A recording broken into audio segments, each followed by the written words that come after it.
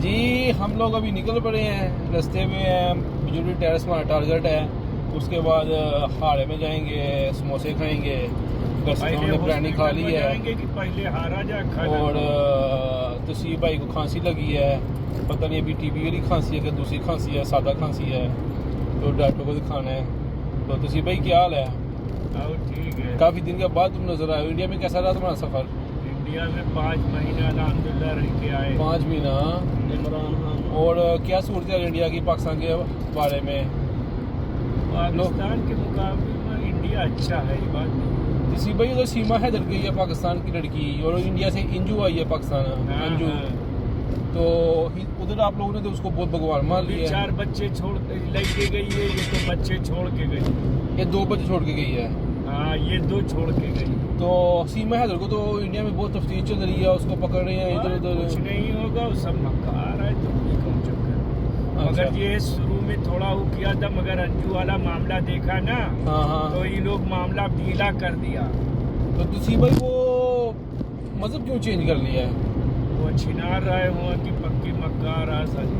तो हम लोगों ने देखा तो वो लोग बहुत जा रहे हैं उसको देखने के लिए, सीमा हैदर को। देखने जाने के देख का क्या है, वो मसलियत में मसला ये है कि मुसलमान से हिंदू हो गई, तो बहुत सा हिंदू खुश है। RSS वाला सब बजरंग दल अच्छा जी, ये थी हम लोग तसीब भाई के साथ बात। अभी इसके बाद हम लोग अभी आपको मिलाते हैं अपने प्यारे से दोस्त, काफ़ी दिन के बाद हाथ आए हैं, और 4 बच्चे लाएंगे। उनसे पूछते हैं पाकिस्तान के अबाउट, पाकिस्तानी पॉलिटिक्स के अबाउट, और खान साहब के अबाउट कि क्या पोजीशन है अभी उनकी अटक जेल में, क्योंकि काफ़ी इनकी नज़र है पाकिस्तानी सियासत के ऊपर। तो चलें हम आपको उनसे मिलाते हैं।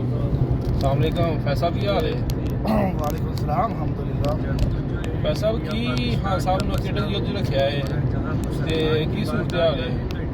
यार खान साहब की सूरत ख़राब है, ठीक है। वो ये चाह रहे हैं कि खान साहब नवाज शरीफ की तरह डील करें और यहाँ से निकल रहे, लेकिन खान साहब फिलहाल हार नहीं मान रहे, हिम्मत नहीं हार रहे। देखते हैं खान साहब का जो स्टेमिना है वो कितना बर्दाश्त करते हैं। फिलहाल तो डटे हुए खान साहब। अच्छा और फैसल साहब अभी जो अटक जेल है उसमें वो क्या मुश्किलात है खान साहब को? यार मुश्किलात तो देखी तो किसी ने, लेकिन बता रहे हैं कि जो है ना C जो कैटेगरी है उसमें रखा गया है। उसमें मच्छर होता है बहुत ज़्यादा, ठीक है, कोई सहूलत नहीं दी जा रही उसमें। तो छोटा सा एक सेल है बस उसमें खान साहब ज़िंदगी गुजार रहे हैं।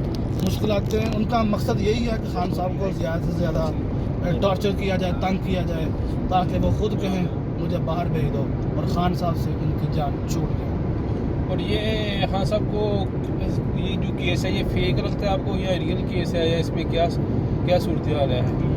ये तो भाईजान सबको पता है ये फेक केस है, ठीक है। बच्चे को पता है ये ड्रामा है। इससे पहले आपको पता है नवाज शरीफ जरदारी वगैरह गाड़ियाँ ले चुके हैं, ठीक है, कोई उनको पूछने वाला नहीं। हालांकि तोशा खाना से गाड़ियाँ नहीं आप ले सकते, ठीक है। खान साहब ने लीगल तरीके से काम किया जो कानून है। तो ये तो बच्चे को पता है ये वहाँ पे क्या हो रहा है, कौन कर रहा है। खान साहब को दीवार पे 1 साल से कौन लगा रहा है, उनको वर्करों को मारा जा रहा है, पीटा जा रहा है, जेलों में डाला जा रहा है। ये बच्चे को पता है। कुछ डर की वजह से खामोश है और कुछ मजबूरी। थोड़ी देर हुआ जी, हमारी बातचीत चलती रहेगी, हम लोग सफ़र हमारा करता रहेगा इंशाल्लाह। जब हम लोग आपको जुड़े टेरेस दिखाएंगे, बहुत ही खूबसूरत व्यू है, बहुत ही खूबसूरत जो प्लेस है रियाद की और सऊदी अरब की जो उन्होंने बनाई है अभी, उसको पुराना दरिया बोलते हैं, ठीक है, जहाँ से सऊदी अरब ने एक अपना आगाज़ किया था, पैदा हुआ सऊदी अरब इसको। तो वहाँ हम लोग जा रहे हैं, दोस्त साथ बैठे थे, गपशप लगा रहे थे, तो सोचा अगर चलते हैं, चलें हम आपको दिखाते हैं। हम टेरेस में पहुँच गए, तब के लिए